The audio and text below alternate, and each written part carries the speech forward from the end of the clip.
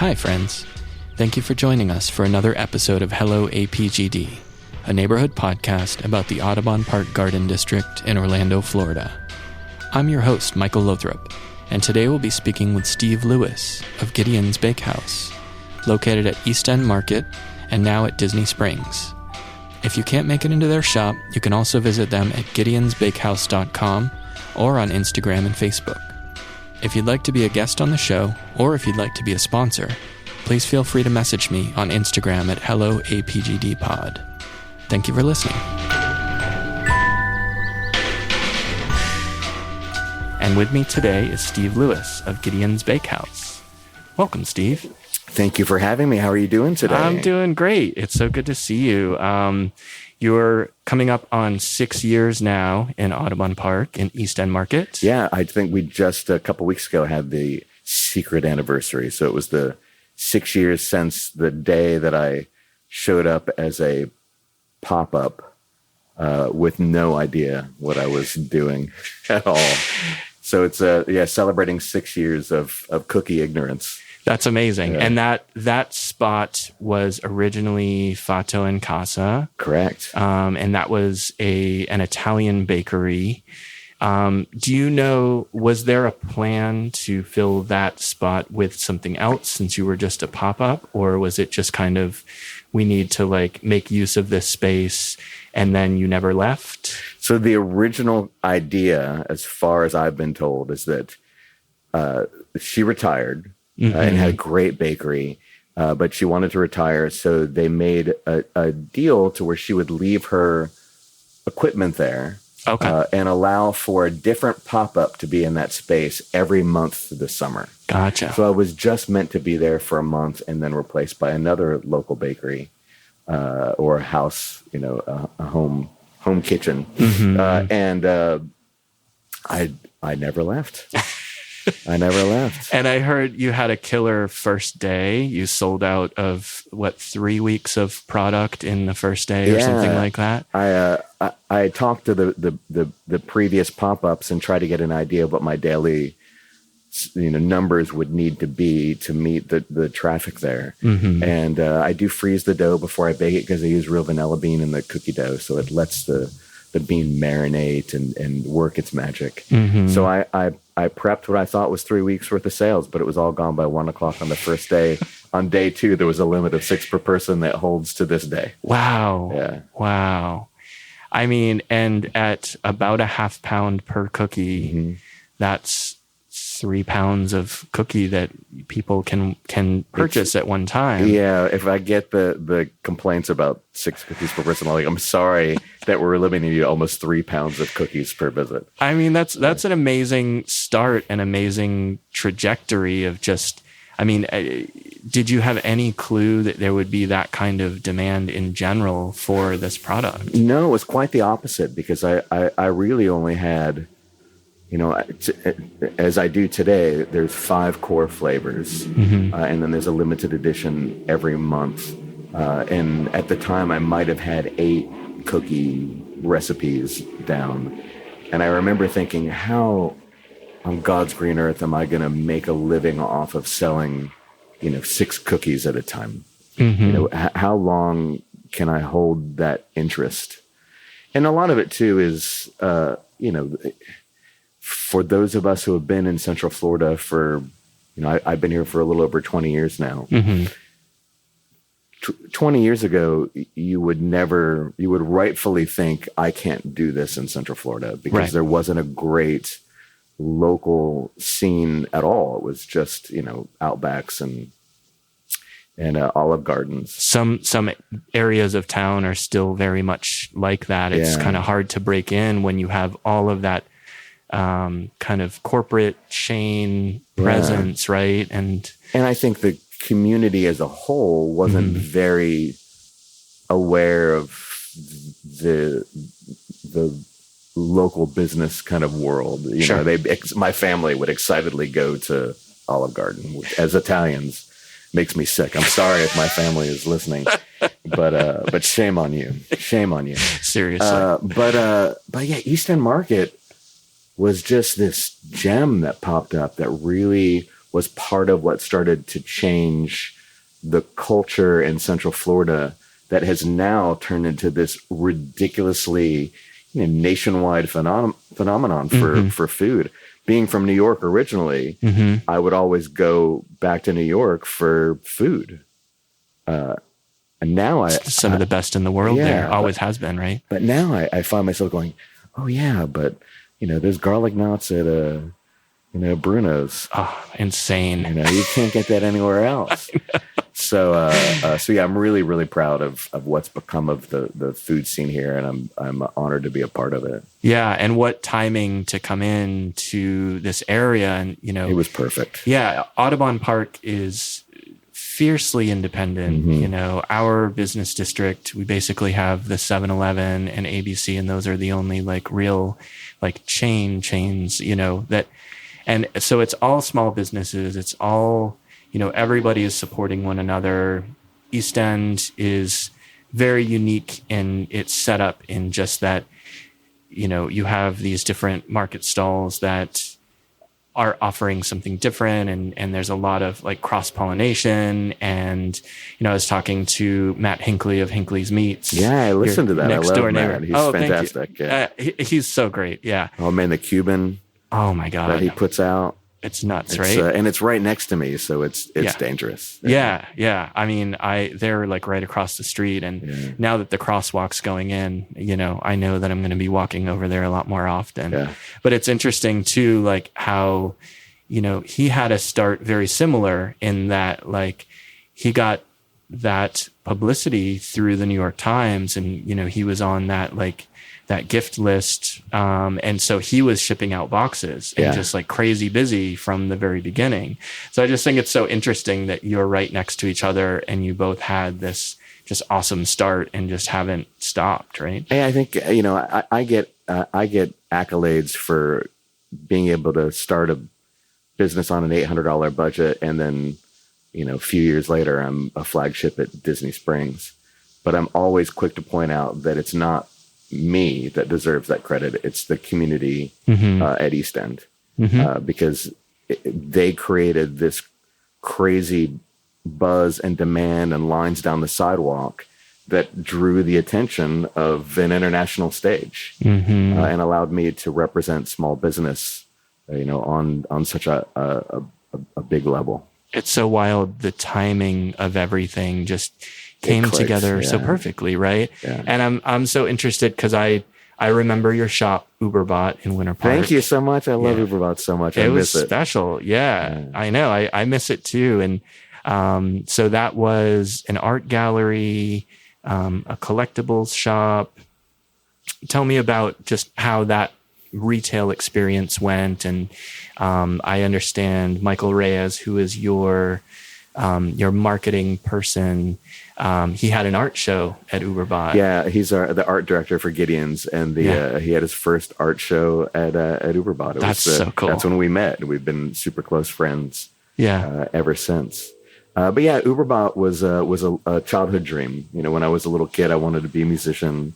I wanted to be able to train a great white shark, and I wanted to own my own comic book store. And I when I retired from music due to a botched surgery on my hand, I'm like, okay, well, let's work on dream number 2, because a great white shark shouldn't be trained; they should just be in the wild and doing their thing. It's true. So we passed on that, and I moved to Orlando and I started working for comic book shops here in town because I'd never really worked before, outside of what I did musically. And I tried to learn that business. And what I realized is that at the time, I wasn't a fan of comic book stores. Okay. Because the one thing that I learned through music was branding and how to build a feeling of community and connect with people, because that's how you build a community around your band that supports you and lifts you up. And it's just a beautiful thing to do.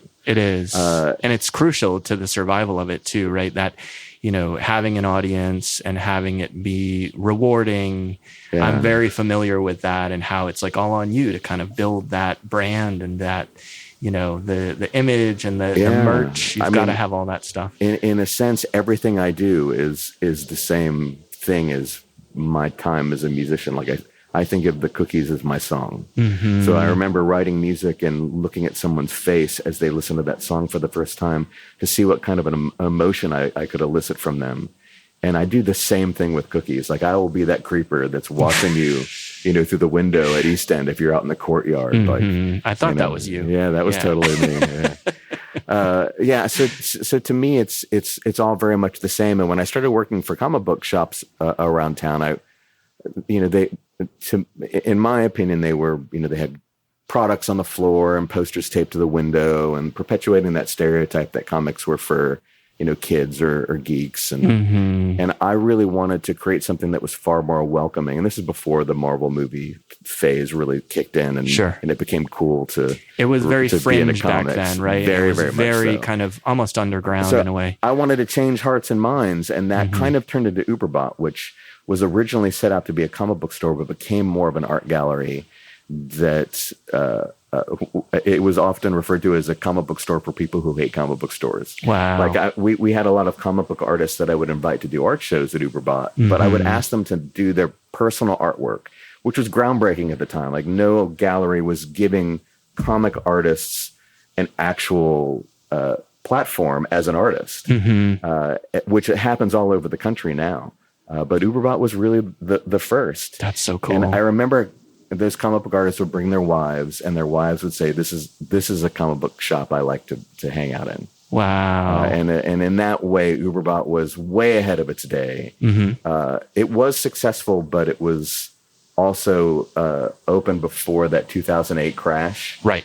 And it was in the Winter Park Village, which was not an inexpensive place to be. And when the world started to crumble, even the Starbucks next to me closed. Wow, that's a sign, right? Yeah, oh my gosh. I outlasted the Starbucks, so I was doing something right.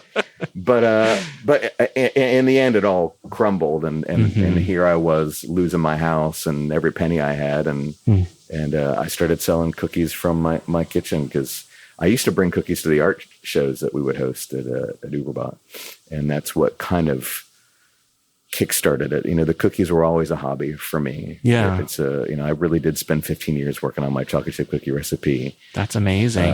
What started, what lit that flame initially?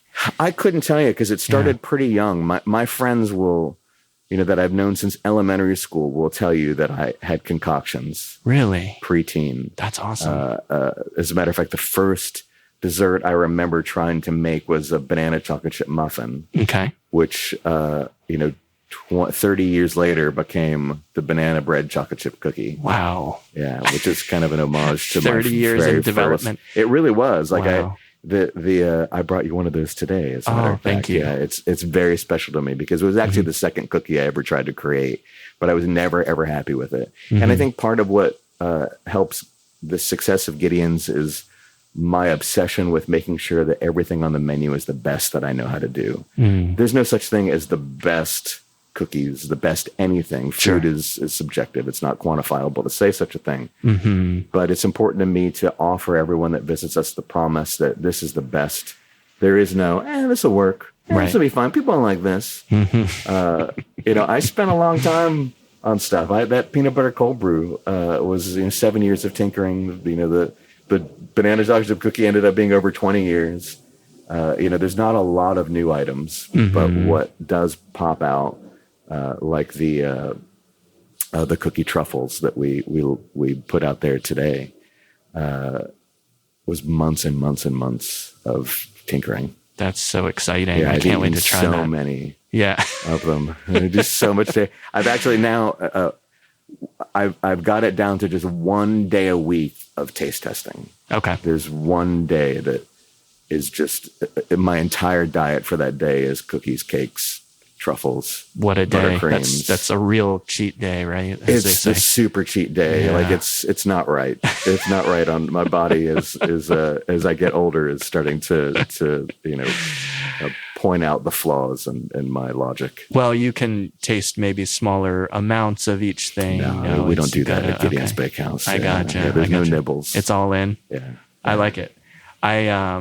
yeah, I mean, it's very indulgent. It's a very unique experience. I mean, all around, just the look of the place. I mean, one of my favorite things in the world is Disney's Haunted Mansion. Yeah, very much an inspiration for us. I believe it. Did you know the chandelier that's above the cookie case at East End Market used to be in the Haunted Mansion? Okay, that makes sense. Yeah, I was wondering and about the wrought iron gate that we used to get in and out of the area used to also be a piece of the gate at the Haunted Mansion. How did you score that? My lighting guy Tony is a gem of a fella, and he's good friends with the contractor that did the renovations at Haunted Mansion. And there was a time, and I don't think Disney does this anymore, but they would auction off some stuff that was replaced, and the contractor got his hands on a bunch of stuff. Wow. But he was also obsessed with having pairs of everything. And he only had one piece of gate and one of those lights. So he gave them to me for $100, $200. What a gift. Nothing. My God. You know, that's all I had at the time. So Yeah. it was like a third of my budget. He knew how important it was. And it really is such a large part of that experience, is that, you know, you're just transported when you get into that line. If there is a line, it's worth it, because it's kind of like going to a theme park in the way that they design lines now. Yeah. There's like a lot to look at, and you're just like, I mean, I was there yesterday, just kind of looking at all the details, because there are so many, and it's amazing. Yeah, I want people to really look at the space more than the cookies. Sure. You know, I mean, the cookies are great to look at too. They are beautiful. But I remember when I first opened, there were so many like, what is this? These are books? What is this place? Like, nobody understood what I was trying to do at all. And, you know, to be fair, the layout of where the line goes does not show you any product at all, right? Because the cookies are to the right of the counter, but the line goes to the left, which I just, you know, I didn't anticipate there being so many lines all the time. Right. So in a perfect world, I opened up that store with no money, and I'd love to redo it to the original vision someday. Yeah. A lot of people might not realize that the East End Market used to be an old church, and I love the idea of paying tribute to the origins of a building. And I'm even like this with my homes. Like in the different homes I've lived in, the design, the interior decor of the home speaks to what I think the home wants more than what I want. So I've had very modern looking homes and mid-century modern looks and very Victorian looks. A lot of what's at East End Market came from an old house that I lived in College Park. Wow. But yeah, I like people to take a look at those things. The books are real. You know, they're real Victorian books. They're beautiful. But I originally wanted that space to look like it was an old church library that had been uncovered with the classic church style arches and stained glass. I'd love to go back and do that one of these days, and bring its original vision to life. I mean, it's perfect as is, and just the mystery that's there, and that just like somebody like wanting to know more, and the whole thing does tell a story, and it really does add to the experience. I wondered, since your pop-up was in October, did that have an impact on kind of the Gothic look and the characters and things like that? Yeah, to me, the whimsy of Halloween is Gideon's Bakehouse. I get that. It's that all year round for us. Yeah. You know, if I had the ability to control the lighting in East End Market, it would always be dark.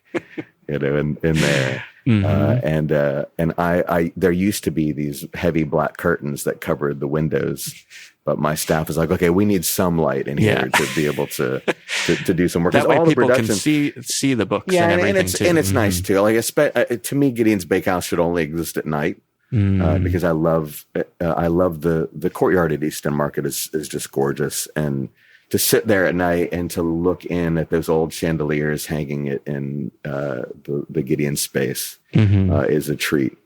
You know, I can't explain to you enough how much I adore all things East End.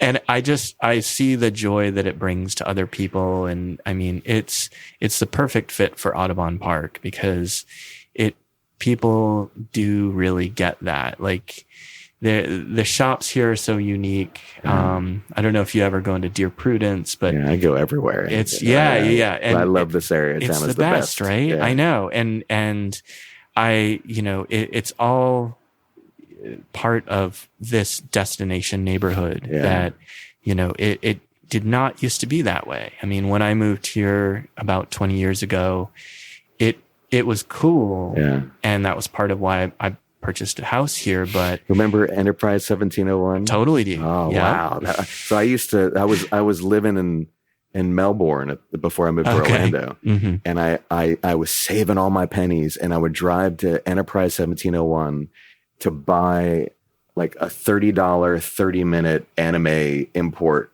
VHS because I'm a huge animation nerd, and I was obsessively collecting all things Japanese animation. Yeah, and it was really hard to get back then, right? I mean, it was you could only get it at Enterprise 1701. Mm-hmm. One of the best compliments I ever got in my life was the owner of the original store came into Uberbot and just did that nod. Nice. And said, the passion behind what you're doing reminds me of what I did back in the day. And I'm like, well, you were my original inspiration. That's so cool. Yeah. What a great spot that was. Yeah. Really bringing that level of culture. And it was a cool shop. It wasn't your typical comic book store. It had anime. Nobody else had that kind of stuff. So it was very creative, but that's a deep cut for Central Florida people. Even Uberbot's a super deep cut, but I still hear it a lot, and it brings me so much joy when I'm standing in line at a Target and somebody just behind me in line and goes, "When are you going to bring Uberbot back?" And that's, I mean, the things that people remember and care about in those life experiences that kind of, they're rare gems, and the people that bring those to life. And the people that support them too, it's all connected. And I think it's so amazing that circumstances sort of brought you to this, connection with East End and having a shop in there and having it go so well that you just never left. It was just like, I can't stop doing this. Like, this is like my calling, right? I've said this before. It was one of those rare moments that I think you go your entire lifetime hoping that you feel that feeling of, oh my gosh, the universe clicked. This is what I'm supposed to do. Mm-hmm. And that never went away. Like the entirety of the vision of what Gideon's Bakehouse was in my brain on the first day of that pop-up. And it's moved in that direction at a steady pace ever since then. But here's a little thing for you about Gideon's Bakehouse to me as someone that knew Uberbot. Gideon's Bakehouse is Uberbot. Mm-hmm. It is an art gallery. Right. There are collectibles. Mm-hmm. There is a sense of urgency to get certain things. It's just that instead of that rare release of a comic book, it's cookie truffles. Yeah. It's trading cards that are hidden in the boxes. I love those. Yeah. That's straight out of 90s comic collecting is getting those trading cards. To me, it's life in general is an evolution. The music became the art gallery became the bakery, and who knows what happens next. Absolutely. Creative brains, I've learned, get very depressed without forward momentum. So it's always, the one thing that's a guarantee at Gideon's is you're not just going to see the same wash, rinse, repeat going on. Mm-hmm. There's always going to be some push to raise that bar a little bit, which is a lot. That's 6 years pressure. of It's every ongoing. month of doing something unique and different. But I honestly will tell you that I thought that maybe 3 or 4 years ago I would have started to lose ideas and burn out on it a little bit. It hasn't happened That's yet, amazing. And I'm fortunate. 3 years ago I had 12 employees, and now there's 170 of us. to meet the daily demand. So like I could never bring somebody like Mike on board to work with me to create characters that launch with the cookies. But I always wanted to have lore with cookies that told stories. I brought you a little box of goodies today, and one of them is a sticker of Stuart Valencia, who was the first character. It was the cautionary tale of a boy who ate so many oranges that he turned into an orange. Edward Gorey. Yeah, very Edward Gorey style. Like, that's our inspiration. I love it. I remember talking to Mike years before Gideon's Bakehouse actually became a thing. It was just a branding project in my brain. And the original question was, what would a bakery look like if Edward Gorey opened it up? Wow. And what a mission statement. Yeah. And that holds true. Yeah. Haunted Mansion obviously worked its way in there. And one of the things that tickles me is the kids that love Gideon's Bakehouse so much. Because it's not horrific by any sense of the imagination. It's not meant to be. It's dark, but it's not darkness. Right. There's a romance to it. And I love it when kids see that. I feel like I'm influencing them to the dark side. Yep. There's like that unsettling feeling, but you're like, you want more. You're like, what is the deal with, I've never seen anything like this. To me, right? I think of that feeling of Gideon's Bakehouse as a embrace. It's I don't think of and it's like a discovery. It's always a sense of discovery. It's what keeps me going every day is being able to create that and bring that experience to people. I'm obsessed with experience, and to me, the cookies, the desserts, the cakes are only one part of the whole. Like I don't ship, I don't deliver, I refuse to ship or deliver. You have to come to a Gideon's counter to get the cookie. You've got to experience the East End market. Like for me, you get a triple chocolate cookie at East End, then you walk right over to Lineage and get a iced latte with honey and oat milk. Like that's the perfect pairing. And we talk about that pairing. Yeah.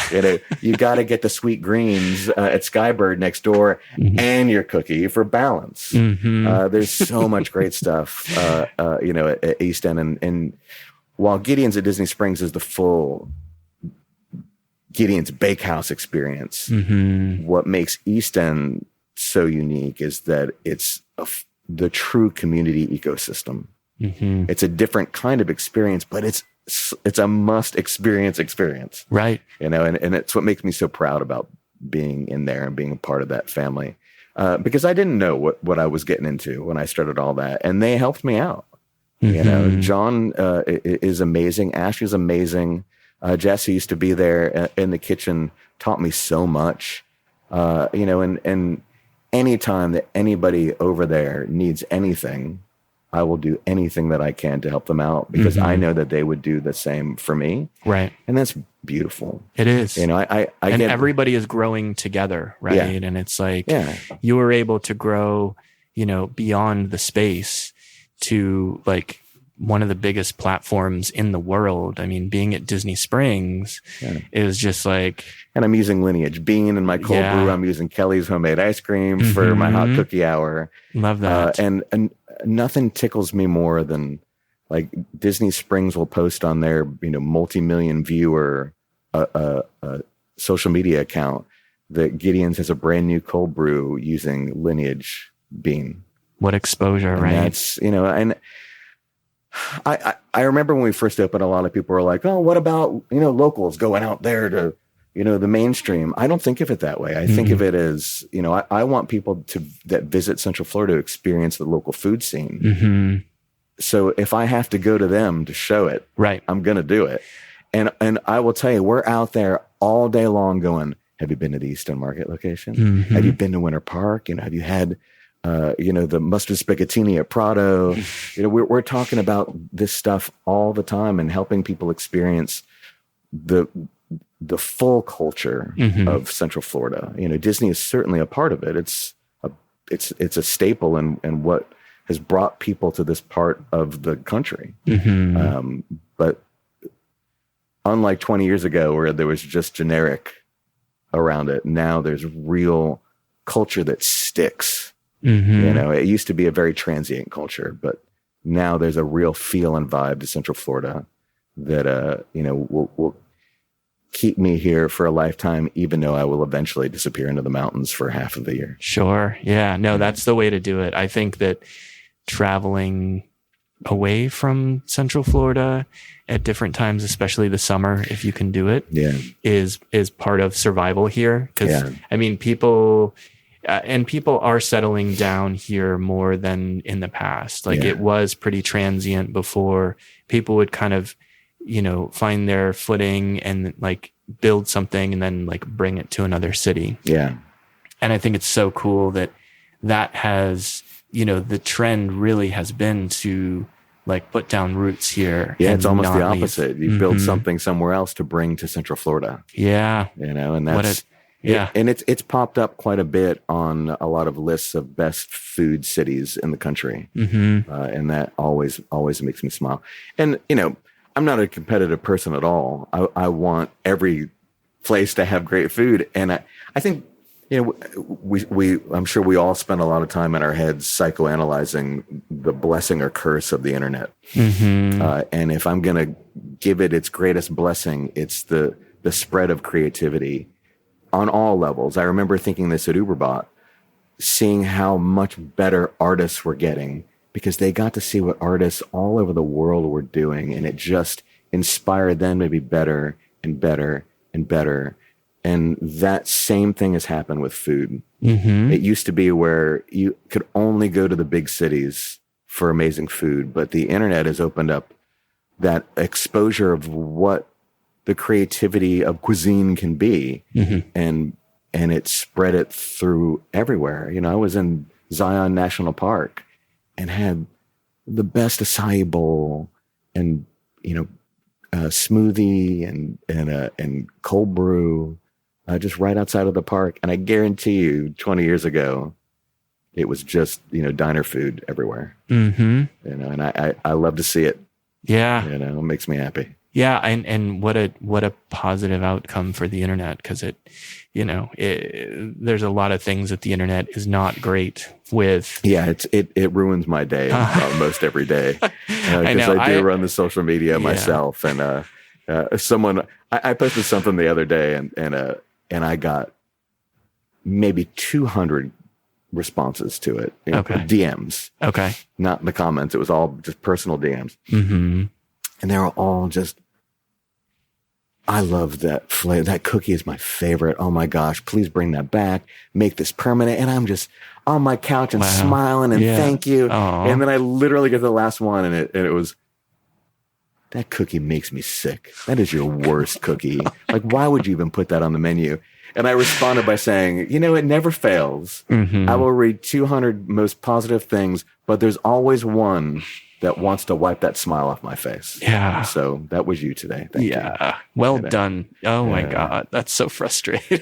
Yeah. And it does. It's really hard to not let that get to you. Like, it totally gets to me. I'm a big baby and what I do is very personal. I don't, Gideon's isn't a business to me. I mean, yes, on paper, it is a business. I have 170 employees. Right. That's not, it's nothing to sneeze at. But I still feel like I've sat at home, in my kitchen all day preparing something special for you at night, and you've come to my house to have it. Mm. They're personal recipes. It's not a product to me. Right. Those are my babies. Yeah. And, that's so special. I'll be out there, at Disney Springs and here at Easton Market. I will talk your ear off about everything. Mm-hmm. I will tell you the story behind every cookie, but I also want to talk to you about, the latest Marvel movie. Sure. And that's the things that make you happy. I mean, it's about the joyful experience and the connection that we share. And I mean, my team knows, and I still interview everybody that's a mouth at Gideon's is going to talk to anybody. Mm-hmm. And I only hire people that are just fun to talk to. That's great. Because that's their job, is to just help to build that sense of community. That's what East End Market is. That's what Audubon Park is. Mm-hmm. That it's community at its core. Mm. and a lot of the reason why I'm always telling people that are visiting to come out to this part of town is because, to me, this is the birthplace of small business in Central Florida. It's something special that needs to be experienced, and it's still thriving too. In the day of the internet, marketplace, and just the fact that we're not necessarily, the businesses here are not necessarily trying to compete with that digital marketplace. They're doing their own thing, and it's that handmade experience. It's that, one-off limited edition that the Red Light does in their brewery. Yeah. And, there's always something new and exciting to try, and there's a story behind it, and it's just really well thought out. Yeah. And it keeps people interested and engaged and coming back, and they want to support that. It's wonderful. Yeah, you can get a great burger, you can get great sushi, get your vinyl records, so many coffee choices, so many dessert choices that are all just insane. So insane. It's so good. You've been to Sugar Dough, I take it. Oh, hell yeah. It's way too many times. Pastries are my weakness. So there's a reason why I don't have that on the menu. When I first opened, I thought I would be more diverse in what I would offer. But the universe told me cookies. Well, and you had worked so long on that cookie recipe. Yeah. I mean, 15 years on just the chocolate chip cookie alone. I mean, you just don't hear of a story like that very often. And I only bake when I'm sad, so there's a lot of heartbreak associated to that cookie to me. So, I often... So it's a therapeutic thing. It's just very much I so. need to do this right now. I joke / not joke that the secret ingredient in the Gideon's cookies are my tears. That's the salt on top is representative. And the salt on top, everybody does now. Nobody did that 25 years ago when I was a kid doing that. That was actually an inspiration from Garibaldi's, I believe it's called. Forgive me if I'm wrong, but it's a chocolatier in Melbourne that claims to be the creator of the chocolate dipped potato chip. Okay. And I'm like, oh wow, salty and sweet. Really, I'm actually not a big sweet person. I don't like sugary sweet things. You'll never catch me eating candy or cotton candy, that kind of sweet. I like richer experiences. There's no milk chocolate at Gideon's Bakehouse at all. It's all dark chocolate. I love that. Because it aids me in balancing sweetness better. So because there's a bit of that bitterness to the cacao, and it's not the quickest way to get a response from me on social media is to say that picture looks like a mouthful of diabetes. And I will respond with a 5-paragraph essay about how I balance sugar and what I do. It's buttery. There's a lot of butter. I think people really do confuse something that's very rich with something that's too sweet or too much sugar. Eat it will say, "Oh yeah, there's a lot of chocolate on that. It's too sweet for me." It's well, it's actually too rich for you. Right. But again, to each their own. If you're sensitive to sugar like I am, it could be too sweet for you. But the goal for me is always to balance it out. I love using. One of my first creations for buttercreams and the cakes was a marshmallow buttercream. And I don't like marshmallow at all. It doesn't taste like marshmallow. But what I learned in my experimenting was that marshmallow fluff is so sticky and a pretty simple, basic ingredient. It's marshmallow fluff at the store. If you look at the back of it, it's 3 ingredients, which I appreciate. Yeah. It's not, I can use that without feeling like I'm adding a bunch of hidden junk to my baked goods. Yeah. But the stickiness of it allowed me to create a buttercream that didn't require 9 pounds of powdered sugar to be firm.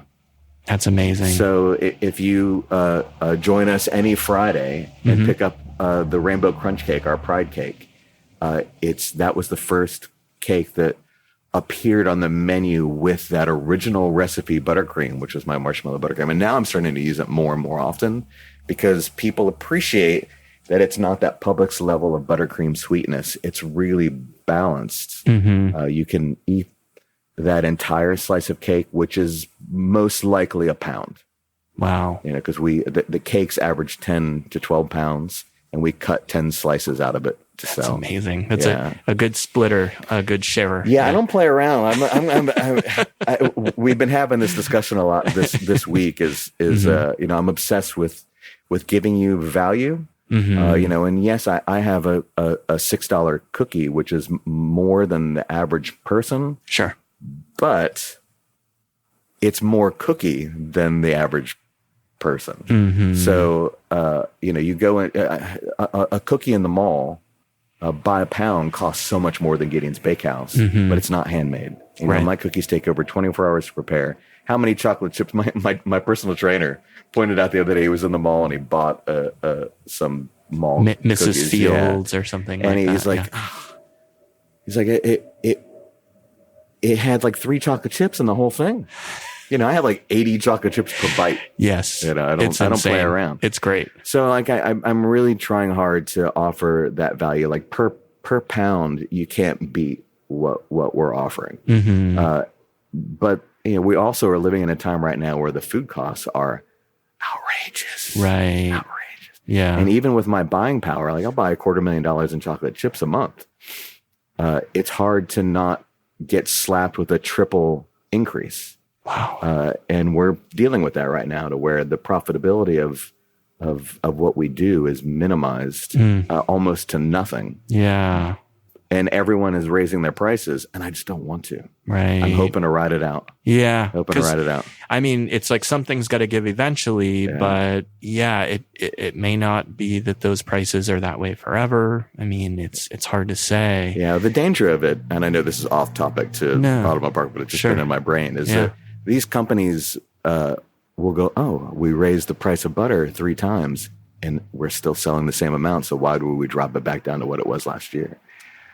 So it becomes really difficult. And that's part of the issues of being a small business. Is it's hard to get out from under the thumb of the larger capitalist system. Right. I joke that I'm a terrible capitalist. Gideon's doesn't exist for my financial benefit. It exists for my creative outlet. It's an extension of who I am as a human being. I think it's very personal. Yeah, I think that's such a common thing for artists too. I have always had a difficult time. I do photography on the side, and I've done music, and just selling my art in any fashion almost feel guilty, difficult, right? Yeah, I mean, it's like I enjoy this too much, and I don't know. But I mean, there are other people who do that like as their main job, and I don't want to take away from their business and their that it's like competing price points and that sort of thing. But it's a struggle for artists. It's hard. Like the cookie truffle that we're selling this weekend is a new test item. If you purchase, it's huge, and it's heavy. It's a typical Gideon's fashion. If it's you like purchase almost like golf ball size. It's giant. It's the biggest truffle, mold cavity I could find.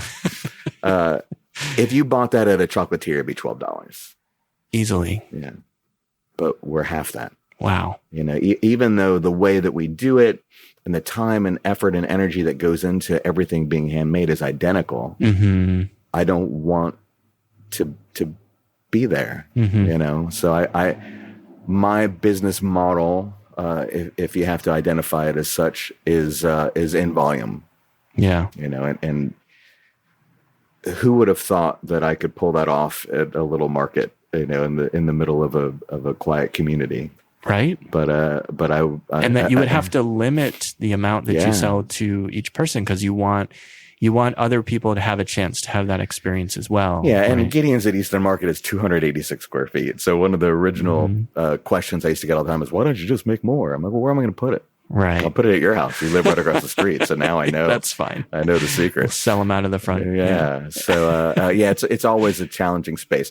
And it used to be that everything that we did at East End production was all made in that 286 square foot space. So we would close at 7:00 at night, and the night crew would come in and stay till 3:00 in the morning to fill everything back up for the next day. And that was after it was just me and a baker named Megan that did it all ourselves forever in a day. She finally was like, you need to start hiring people. Yeah. Enough this is enough. is getting ridiculous. Yeah. That was probably one of the biggest challenges that I had as a business owner is the delegation. It still is a hard thing for me. I bringing on Mike to help me with the growth of the artistic side of Gideon's.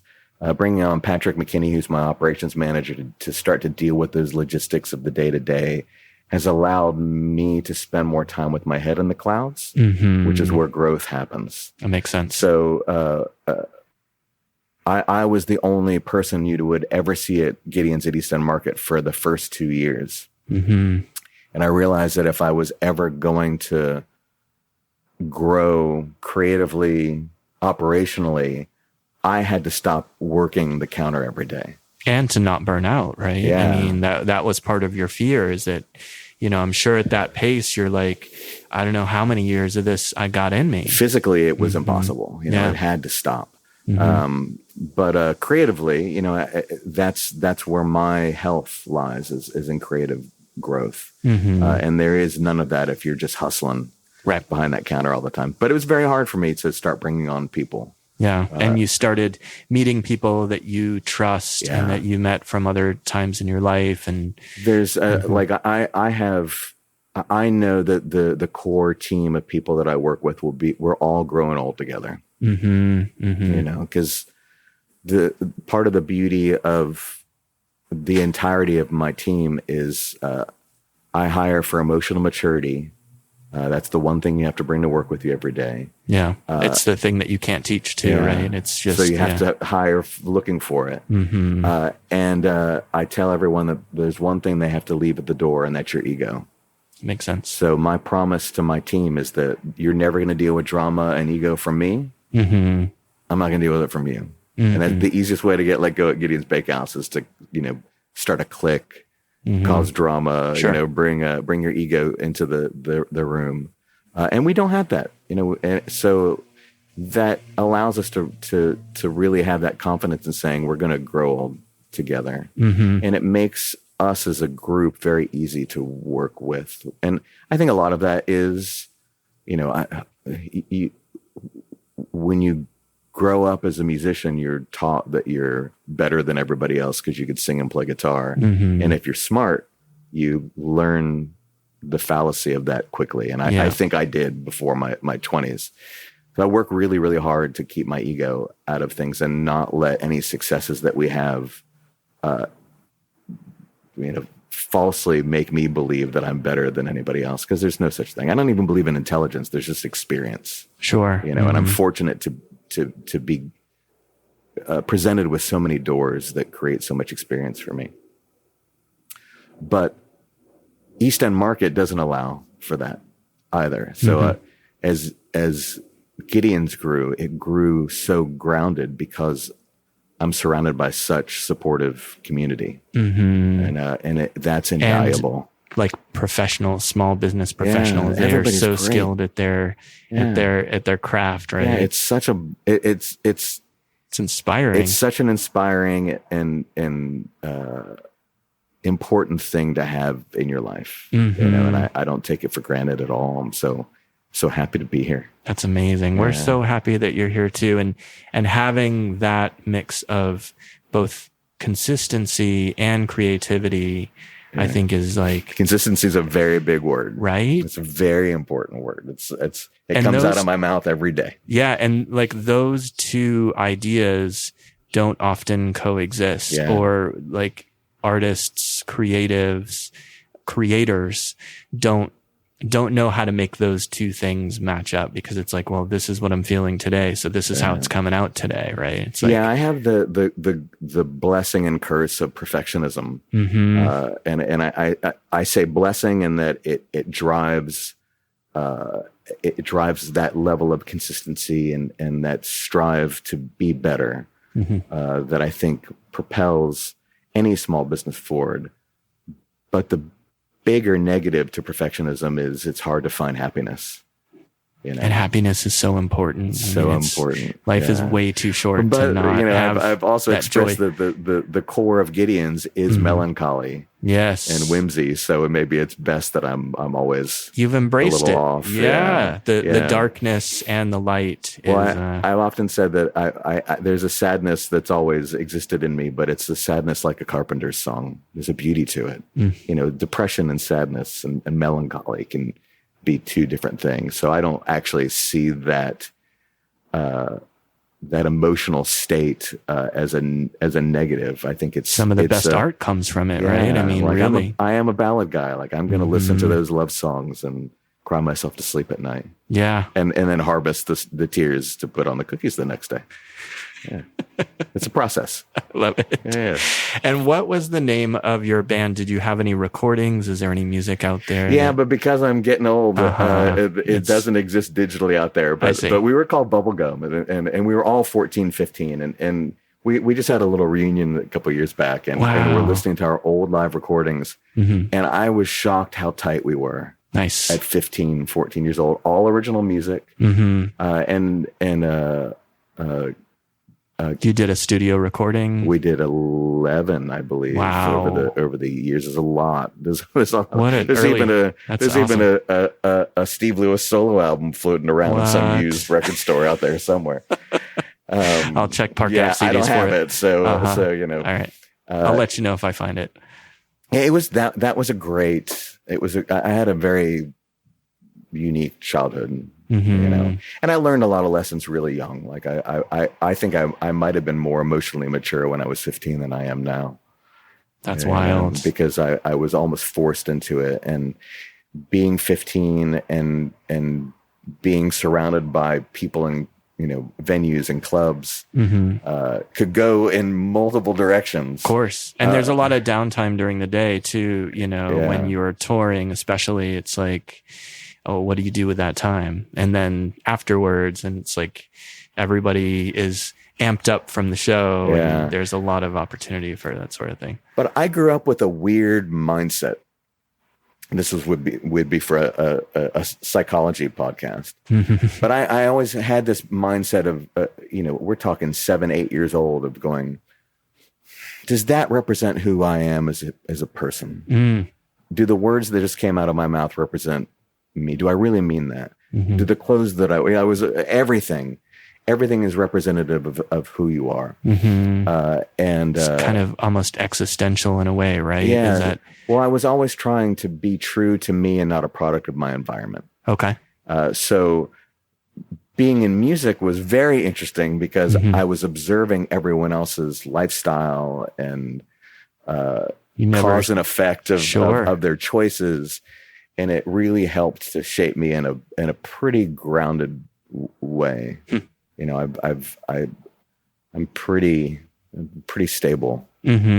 You know, I'm pretty emotionally stable. Do you know where that came from? That like desire for consistency and like being true, like to your nature and genuine. Do you know where that came from? That came from observing family. You know, good old Italian family. Sure. Like, is this me? Is this not me? You know, so it was that. You wanted to break the mold or break free? I am very much the black sheep sure. in my family. And I all love and respect to my family. They're all wonderful people, but they're different. Yeah. You know, and I recognize that difference very, very young, of not wanting to be in a specific bubble and create my own, you know, in a lot of ways. Yeah. And that's beautiful, but it's also alienating. You know, I do live a very secluded life with 2 cats. You know, I operate in the shadows. It wasn't until Gideon's at Disney Springs that I ever really would allow myself to have a conversation like this or put myself forward, because I don't want Gideon's to be about me. I want it to be about the work and the art. But the negative of being in a big stage like Gideon's at Disney Springs is that people automatically think we're either a giant company or that we are Disney. Right. So the PR brain in me recognized that I had to put myself out there a little bit more and tell the story of Gideon's to help people understand that, no, we're not some giant investment corporation that came up with some theme that we thought people would like. Right. where, it's not a restaurant group. It's a person. Gideon's is a human being. It's a person. And I often point out on the internet when people are nasty that you're talking to a person, And that's so disconnected from a lot of people's experiences because they just don't know what that's like. They just assume by default because that's been the surroundings of our life growing up, that everything is again a capitalist venture to squeeze people. And the only thing I want to squeeze out of people is experience. Yeah, and that personality. When I say people, I mean the guests. Right. I mean my team, and I mean myself. It's a trinity of importance when it comes to creating experiences. So that's, it's a lot of weight on a single owner business with no partners and investors to want that, of course, and to feel responsible for everyone's growth and happiness and well-being. But I'm here for it. And it's almost the only way that you could do it, right? Yeah. Because if you did bring in an investor or a partner or something like that, there is always just that, okay, how can we grow this? How can we make this more profitable? Yeah. And really what you bring to the table is that unique experience, and you're fiercely independent about it. Yeah. And you want the quality to be there, the consistency, and your customers understand and appreciate that, except for that one guy that, one person per day. Yeah. Somebody's, I joke that I only ever get that stuff at 11:40 at night when I'm getting ready to go to bed. It's horrible. It's so funny. Never read the comments. Yeah. And that's the thing. It's like, I messaged you on Instagram and that's how we communicated. Yeah. So it's like, you don't want to miss those opportunities, for connection, but also you have to pay the price of reading some of those things and responding or feeling like you need to respond. And I have learned to keep my mouth shut more than I used to. Yeah. It never goes anywhere good, right? Yeah. You're not going to change usually hearts. If I do it, I feel I'm responding to someone to be constructive for other people to understand something. So if somebody complains that we sold out of something too quickly, I will take the time to, correct the record by letting them know exactly why. There's a very whack-a-mole business style to Gideon's Bakehouse because the space at both locations is tiny for the volume. So if I'm making more of this cookie, I have to make less of this one. There's only so much we can produce a day, which is a lot. We're doing 7,000 cookies a day right now, which is madness. Oh, wow. But I can't even wrap my head around that. I mean, at the size, I can't wrap my head around it either. It's like, we have a production kitchen in Winter Garden now, with a walk-in freezer that's the size of a, big master bedroom, just to store the day's worth of dough. Just one day. Yeah. It's all we try to get ahead, a little bit. But I mean, what a machine this thing is. It's become like, I get anxiety walking into the production kitchen. There's so many people there and there's so much going on. And I have to now have faith in, my team. Right. And it's easy because they're awesome. Sure. But I think probably the struggle is that you have to remember that it's not all on you. Because you probably I don't remember that. Yeah, right. The first thing that you go to is that opening day and that opening week, and like, this is all on me and maybe one other baker, and this is it. Yeah, I think a lot of people that haven't ventured into the small business world don't realize how hard it is for the person running that small business to experience their own success or failures. There's and how it's day to day too, going right? on, all the time. That it's like I get the question, like, how do you feel with all of the growth and success? And we've become an international brand. I'm like, I couldn't tell you. All I know is I've got to get this new item out next week. Right. All I know is that this is running behind and that this ingredient now costs 3 times too much. And, like this year I wanted to do the return of the lemon poppy seed cookie, which is really, really great. That sounds great. Did that last year, and it was the second most popular limited edition cookie we ever released, but it used a very specific, guittared lemon chip that was essential to the flavor. So they make Calibo lemon chip. we use Guittard white chocolate, which is also essential. But they told us they couldn't get us any replacement chips until 2025. What? And it's like, all right, what do I do to fix this? And it's hard because at the end of the day, yes, we have a lot of buying power because of the volume that we do, but I'm still a 2-store operation. Right. You know, so there's only so much you can do Yeah. in comparison to these, other buyers, right? But we figure it out. Every day is a different challenge. And I do enjoy that challenge. I'm not a pretty chill personality type by default. So the good news is I don't freak out about any little thing that happens. I wouldn't be sitting here in front of you today. Right. You'd be sitting in my, talking to my gravestone. And that's how the team is. Like we're just all so used to, okay, how do we fix this? What's the right thing to do? We ask that constantly with any operational things, with any. Shouldn't that be everybody's question? It should be, but it's not. Yeah. It is so easy to go, maybe I shouldn't use vanilla bean anymore, and be so much easier to just use. Would anybody really know if I use imitation vanilla? I would know. That's what counts, right? Yeah, and I could save $5,000-$10,000 a month switching. Actually, probably a lot more than that. But I'm not going to do it. And that's the right thing to do. Yeah. But the other one might line my pockets. But again, that's a short-term thing, right? Too. It is. You got to think big picture. That we were just talking about that yesterday. That a lot of my job now is to think 2-3 years ahead. So that's so hard to do, especially right now. Everything's so. It's really, really tough. But talking about my responsibility for growth of my team, Gideon's is me. There will not be partners. There will not be investors. I've probably gotten 2 or 3 requests for that since we started talking. But I can't grow my team unless I'm giving them growth within their roles. And that might exist in sister concepts and stores that are built to be partnerships with my team that give them an opportunity to have ownership in something, to build that sweat equity, to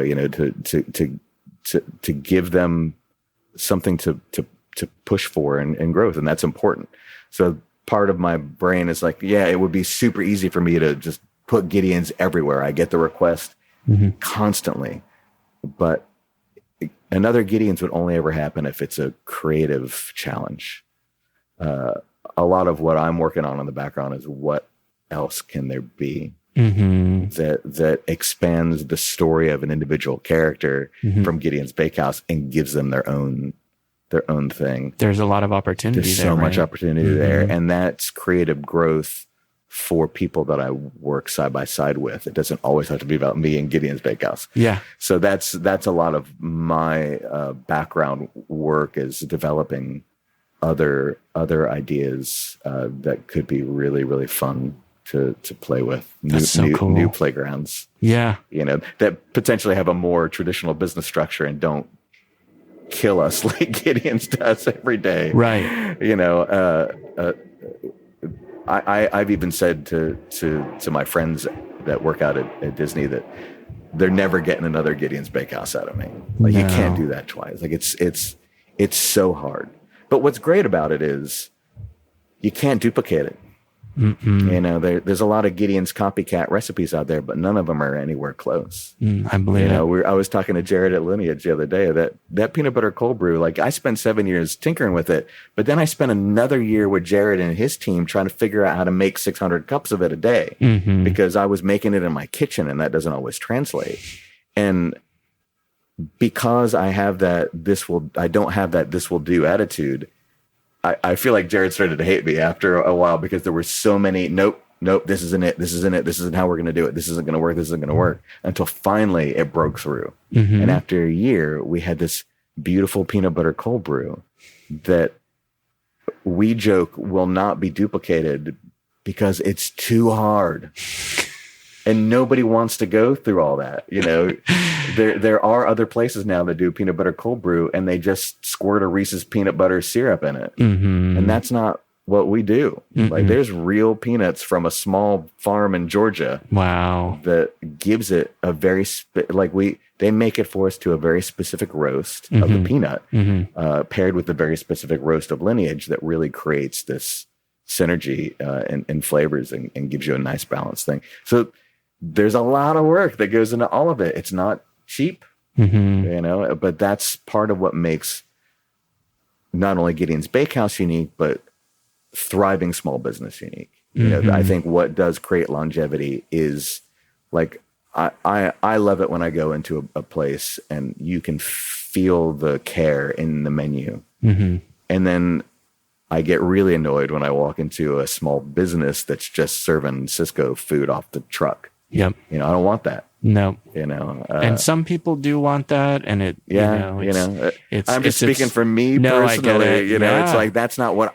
the experience that I'm looking for. And it's not elevating the food culture in the area either, and that's the thing. And it's like Lineage is such a great example because they started out selling at Gabby's Farmers Market, at Stardust, the Monday night market, and just remembering back from those days that they were like really taking a lot of time because like each bean has a specific roast and the different qualities that they want to bring out, and that's why they are as great as they are. And nobody compares to what they're doing. It's why I love working with them so much, is because I know that that there is such a care for the consistency and quality of what's put out there, and then there's no corners cut. Right. So those are the people that we work with the best. And anything I can ever do to put a spotlight on good local work, I'm there. And Kelly's as well, and these are all in Audubon Park. It's just like, well, even spreading outside of it, like one of the biggest questions I get is, why don't you make a vegan cookie? And I'm like, because Valhalla does, and they're amazing, and they're right down the street. It's true. Support them. Yeah, they're the OG vegan bakery. They deserve your love and support. And they've been doing that for so many years. I don't want to step on right? that. I don't want to step on those pretty toes. They do good work. They do. And that, to me, that's responsible local business is allowing an ecosystem and not trying to copycat each other and step on each other's toes. There's so many people here. There's how many dessert places are on this street? But I lost count. There's plenty of room. There's plenty of room. You could open up another place across the street and it's not going to diminish my business and it's not going to diminish theirs, because everybody, I will, I love going to, you ever been to the North End in Boston? I have not, no. It's, there's a cannoli wars there. Oh, wow. Everybody's got the best cannoli, according to them. And I love, one of my favorite things to travel is I will go to all of them and I will spend a couple $100 on cannolis and enjoy trying it. I was just in Brooklyn and I stopped at 7 different coffee places within 5-6 hours to try their cold brews and lattes. I only do iced coffees. It's market research, right? You got to do it. Yeah, I didn't do it on the second day because I learned my lesson on the first day. But I love it. I love just bring it all. Bring all that local goodness to me. I will support it. Yeah, it takes a lot of work. It takes a lot of care. And it's not everywhere. It's it's in concentrated areas where people support it and people support each other. And you are just such a great fit for this community. And it's no surprise that this all came together so well and has grown, because of that support. Well, again, everything that's happened would never have happened if it weren't for this community. So I said no to a lot in the build up to opening my first little spot, to even the pop up. I said no to physical spaces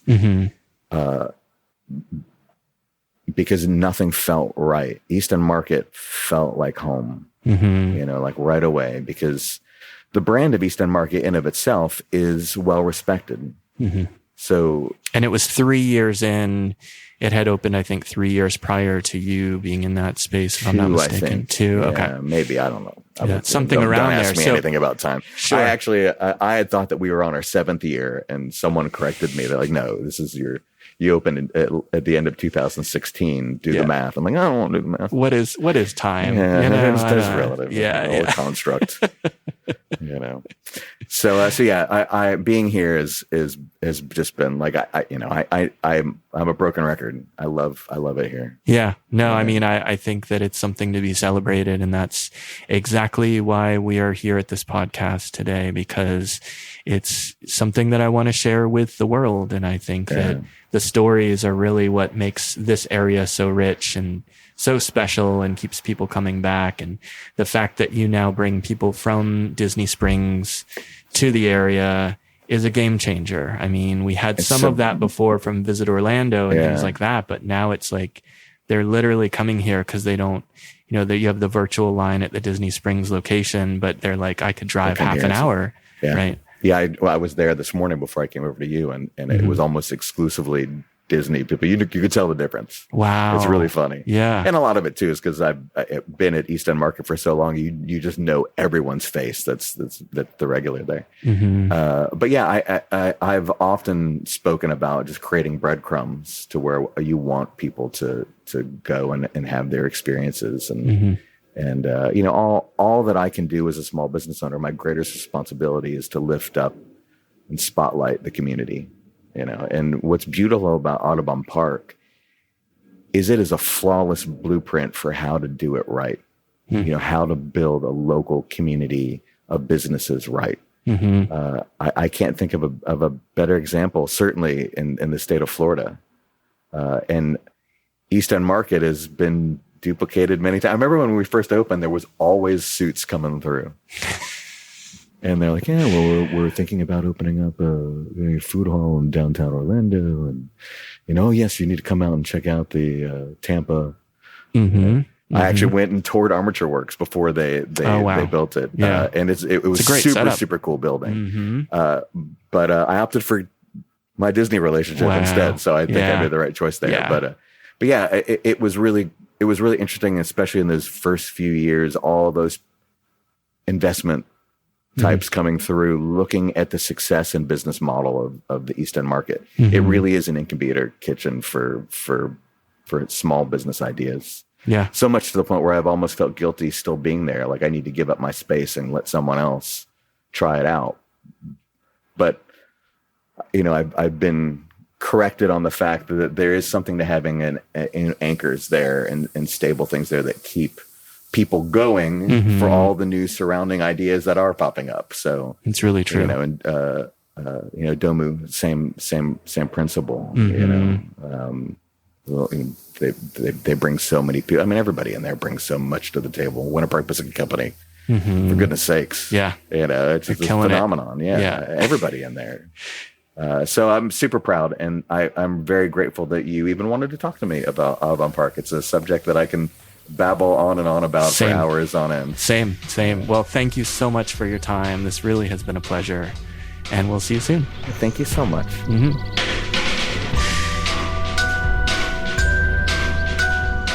Hello APGD, a neighborhood podcast, is brought to you in part by Stardust Video and Coffee, Audubon Park's beloved neighborhood cafe, bakery, bar, and meeting place, located at 1842 East Winter Park Road. We are also sponsored by Red Light Beer Parlor and Brewery. Founded in 2005, Red Light is widely known as the source for world-class imports and microbrews, a wide selection of natural wines, plus award-winning beers brewed in-house. A full kitchen is in the works with an amazing menu by Chef Jess Tantalo, so stay tuned for that. Located at 2810 Corinne Drive, please check out Red Light for all things beer and wine, and soon food. Our theme song is by Christopher Pierce, and special thanks goes to Trey Hester for mixing the episode and for all of his help in making this podcast a reality. We do hope you enjoyed this episode. If so, please click subscribe and leave a review if you'd like. We'll see you next time.